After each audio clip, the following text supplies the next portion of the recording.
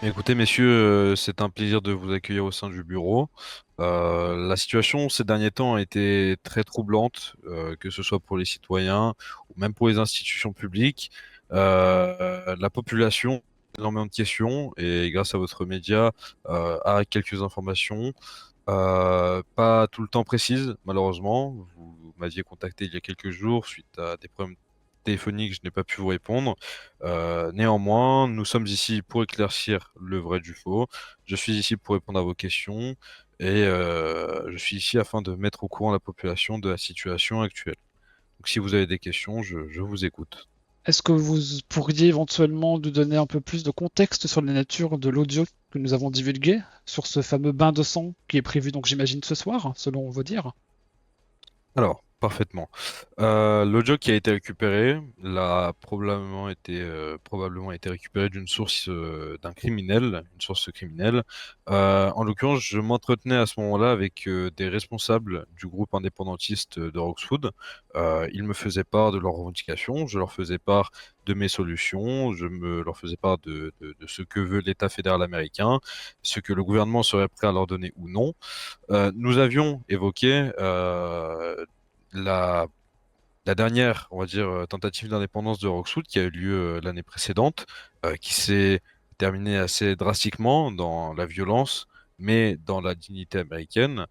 Et c'est dans ce contexte que je leur ai dit que l'État américain, c'est un message d'ailleurs qui a été mal interprété évidemment, mais je leur ai dit que l'État américain serait prêt à faire des concessions seulement si ils ne sont pas prêts au compromis, il y aurait une intervention des forces américaines, une intervention qui serait proportionnée à l'ampleur du conflit en cours, mais l'usage, il est vrai, du mot bain de sang a été un petit peu drastique. Ce n'est pas la volonté du gouvernement américain et non plus celle du Federal Investigation Bureau. C'était une façon de parler, le message a mal été interprété, mais évidemment, nous faisons tout pour faire valoir la justice à travers le territoire américain et en évitant justement le bain de sang. C'est en réalité plus comme cela que je définissais mon message au groupe indépendantiste. Alors, l'audio a été sorti de son contexte. Il a été récupéré d'une source criminelle, de ravisseurs, de bandits, de voyous. Donc, oui, il y a eu un problème. L'expression utilisée n'a pas été la bonne. Néanmoins, je tiens à rassurer la population que le FIB fera tout en son pouvoir pour garantir la sécurité de tous et l'arrestation pacifique de ces groupes indépendantistes. Vous évoquez que cet audio a été à l'origine de bandits, etc. Donc c'est-à-dire que vous avez évoqué et parlé sous la contrainte et la menace? Non, pas du tout. Je parlais à ce moment-là avec ces individus dans le cadre de négociations. Je l'ai évoqué précédemment, mais jusqu'ici, c'est le shérif de Blaine County, le shérif Furosa, ainsi que le gouverneur Thomas Nuku, qui gèrent, on va dire, les rapports qu'ils ont avec les groupes indépendantistes, étant donné qu'ils dépendent de leur juridiction. Néanmoins, désormais, et comme cela avait été annoncé, euh, lundi 6 avril 2026, à partir de 19 heures, je reprendrai l'affaire en main. Et désormais, c'est une question de sécurité nationale. Le FIB va donc reprendre l'affaire et je vais d'ores et déjà prendre les négociations avec plus d'ampleur et prendre contact avec les suspects. D'accord. Donc c'est vraiment ce qui est prévu là, c'est que vous entrez en pourparlers avec donc les groupes armés qui bloquent donc le pont Bien et sûr. d'avoir donc j'imagine l'avis citoyen avec et du coup d'avoir aussi le. Est-ce que vous allez également collaborer avec le BCSO et le gouvernement ou c'est vraiment là vous qui prenez la main et qui dirigez vraiment cette opération de main de guerre? Afin d'avoir une parfaite représentation de la population, nous travaillons très très fortement avec le Blaine County Sheriff Office, avec le shérif qui a été élu par le peuple, ainsi qu'avec le gouverneur de Blaine qui lui aussi a été élu par le peuple de Blaine, afin que les actions du FIB correspondent au mieux aux attentes de la population de Blaine County. Et nous serons ouverts à écouter les propositions et les revendications de la population de Roxwood. D'accord, très bien. Donc là, pour ce qui est Roxwood, moi je n'ai pas d'autres questions. Peut-être toi, Victor, est-ce que tu aurais une ou deux questions? Hmm, pour moi, c'est assez clair. Parfait. Si je peux juste Revenons. rajouter, Dites-moi. le FIB, évidemment, sera dans le compromis, dans l'écoute de la population. Néanmoins, fera preuve d'une intolérance la plus totale et d'une fermeté à l'égard des groupes criminels qui, sous couvert d'indépendance et de liberté, dissimuleraient leurs activités derrière les revendications des citoyens. Nous condamnons absolument ces manœuvres totalement vicieuses de la part de ce groupe criminel et nous ferons tout ce qui est en notre pouvoir pour les mettre hors d'état de nuire. Et revenons-en du coup aux informations qui me sont remontées concernant donc une attaque sur l'île de Costa et donc de Cayo Perico. J'ai comme information que vous auriez, alors pas forcément vous, j'ai attention à ne pas déformer mes propos. Est-ce que par exemple l'infiltration d'agents au sein d'une milice, c'est quelque chose que vous faites, vous FIB? Alors pas du tout. La juridiction du Federal Investigation Bureau se restreint très globalement au territoire américain. Nous ne faisons pas d'infiltration outre-territoire américain et encore moins dans un organe public d'un État étranger souverain. En l'occurrence, ce qu'il s'est passé, et je vais pouvoir vous le décrire très totalement, les faits sont les suivants. Un civil qui avait rejoint la milice, un ressortissant américain, nous a lancé un SOS par le consulat américain au Mexique. Nous a lancé un SOS nous disant qu'il était en danger, qu'il était menacé par la République de Puerto Rico car il était un opposant du régime. Nous avons donc lancé une équipe de récupération afin de prendre contact avec ses ravisseurs dans le cadre de pourparlers pacifiques. Néanmoins, lorsque l'équipe de sauvetage est arrivée sur l'île de la Isla Nueva, ou encore appelée l'île des Costa, qui est une île, je le rappelle, indépendante, qui n'appartient ni à la juridiction de San Andreas, ni à la juridiction de Cayo Perico, mes hommes se sont fait directement tirer dessus par des miliciens de la République de Cayo Perico qui étaient directement aux ordres du président de la République de Cayo Perico. D'accord. Parce qu'à notre niveau, enfin du moins à notre source d'information, nous indiquait du coup plutôt le contraire, hein, qu'effectivement donc c'était donc eux qui vous avaient appelé pour qu'ensuite vous puissiez effectivement donc que eux donc aient des informations concernant donc ce fameux ressortissant slash agent infiltré et qu'à votre arrivée, ce serait vous qui aurez directement tiré jusqu'à allant même jusqu'à tenter une tentative d'assassinat jusqu'au président de El Presidente. Est-ce que vous confirmez ces propos ou est-ce que ce sont des diffamations à votre égard? Non, pas du tout. Je nie absolument ces propos et je les condamne. Ce sont l'œuvre de la propagande péricaine. Je ne vois pas déjà en quelles circonstances j'aurais à faire infiltrer un agent au sein de la milice de Cayo Perico. C'est ridicule et c'est hors de mes pouvoirs. Et de plus, pourquoi une institution publique aurait lancé les tirs et un affrontement armé alors qu'un otage serait en jeu? C'est complètement ridicule. Vous voyez bien qu'il y a une incohérence dans ces propos et que ce n'est pas du tout l'intérêt du FIB de lancer une fusillade alors qu'un otage, la vie d'un civil, est en jeu. C'est pourtant ce que vous avez fait hier soir, hein. Apparemment, donc il y avait des personnes en otage et me semble-t-il vous-même. Pourtant, une action armée regroupant donc la LSPD, le BCSO et le FIB ont tenté, et me semble-t-il, ont même échoué d'envahir la République, alors qu'il y avait au sein même de la République des otages. Alors, parfaitement. Je pense que nous sautons une étape importante. Donc, après que mes agents se soient fait tirer dessus lors de l'opération de sauvetage, certains ont été blessés, ont été capturés par la milice de Cayo Perico dans la plus grande enfreinte du droit international. Ils ont été faits prisonniers de guerre sans même que la guerre soit déclarée. Et Dieu heureusement, aucune guerre n'est en cours, je tiens à rassurer la population. Donc les agents du FIB qui étaient en mission de sauvetage ont été capturés. Ils ont été ramenés directement à la République de Cayo Perico. C'est alors que j'ai fait le déplacement pour négocier et pour parler de cette situation très contraignante et très fâcheuse avec le président de Cayo Perico. Néanmoins, ce dernier a fait preuve d'une immaturité la plus totale. Il a oublié les intérêts de sa population au profit de son ego et juste de son ego. Il n'a pas souhaité que l'Amérique entre en pourparlers avec la République de Cayo Perico. Il a nié les faits. Il a souhaité des demandes juste infaisables, alors même que je lui disais que la situation pouvait s'arrêter, que nous pourrions, Américains et Péricains, ressortir à notre avantage de cette situation. Il n'a pas souhaité que celle-là se règle. Il a fait preuve d'une irresponsabilité, excusez-moi, la plus totale. Donc, quand j'ai vu cela, je lui ai dit que nous en reparlerons plus tard. J'ai donc cessé la discussion pour rentrer sur le territoire américain. Seulement, j'ai été pris à partie par un dignitaire péricain, Monsieur Pedro Costa, qui, je vous l'annonce, est placé sous mandat d'arrêt, ainsi que Monsieur le Président Ares Alvarez.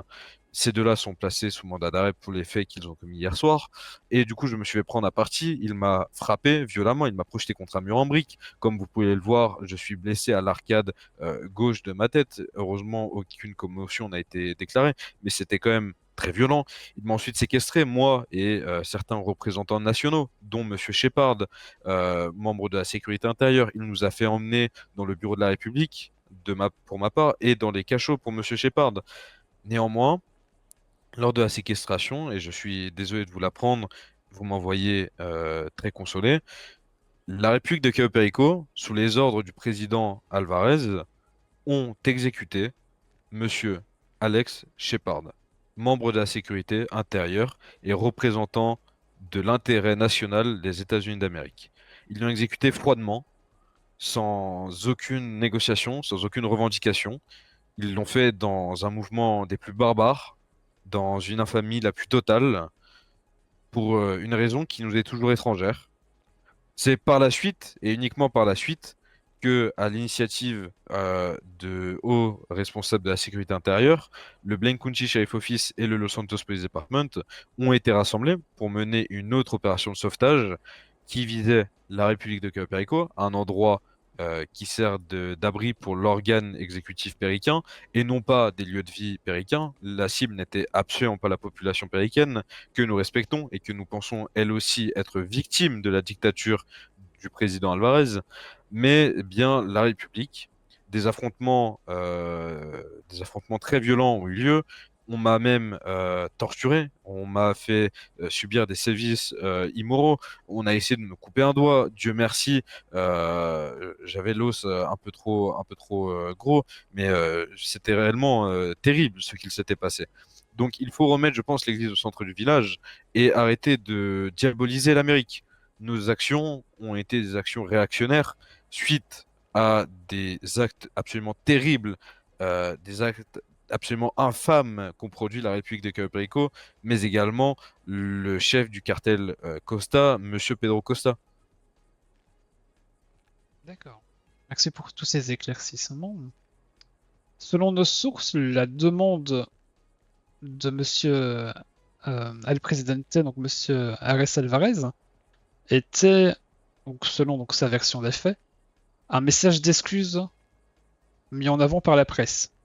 Est-ce pour vous quelque chose qui est compliqué à réaliser ou simplement est-ce que c'est pas à ce moment-là que vous auriez pu assumer et mettre en avant à tous les citoyens la situation qui était sur laquelle vous êtes intervenu, pardon.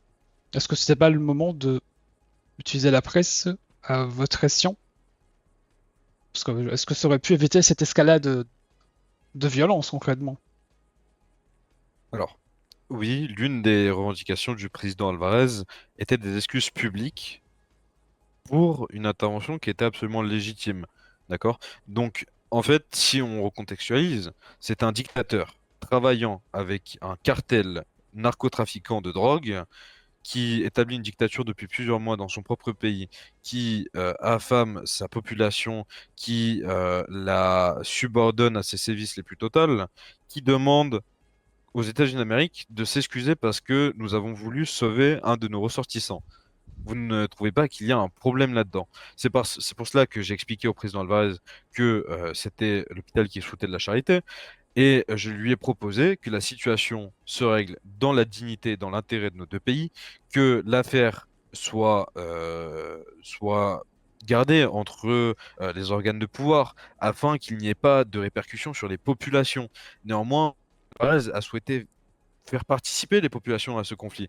Littéralement, il les a mis dans le pétrin. Parce que après, je lui avais dit que si cette situation s'ébruitait trop, je ne serais plus responsable, que cela allait prendre de trop grande ampleur, voire même d'un conflit ouvert qui, Dieu merci, heureusement, n'a pas lieu aujourd'hui. Nous avons réussi à calmer la situation. Nous, Américains, avons réussi à faire une désescalade de la violence et nous avons préféré les normes juridiques aux normes armées. Aujourd'hui, les seules réponses des États-Unis d'Amérique vont être des contrôles clairs au niveau de la nationalité américaine, vont être des réponses fortes en termes de diplomatie, mais je vous le dis, et je m'accorde là-dessus, nous n'engagerons aucun conflit armé par rapport au peuple péricain. Nous considérons être assez matures pour faire une désescalade de cette violence, même si ce n'est pas la volonté du président, une volonté qui, il l'a prouvé notamment hier, en tuant un représentant national, est une volonté violente et sanguinaire. D'accord. Bon, écoutez, merci pour toutes ces explications. Moi, je n'ai pas d'autres questions. Est-ce que toi, Victor, tu en aurais d'autres? Euh, Est-ce que vous attendez des représailles de la part de la République de Cayo Perico? Alors, des représailles, pas spécialement, mais je tiens à faire savoir à notre population que nous sommes prêts à toute éventualité. Je me suis mis en rapport avec mes supérieurs à Washington. La sécurité intérieure en a été informée. Les forces de l'ordre locales également ont été préparées à toute éventualité, notamment avec le passage en DEFCON 2 sur l'intégralité du territoire de San Andreas. Nous sommes prêts à répondre à toute éventualité.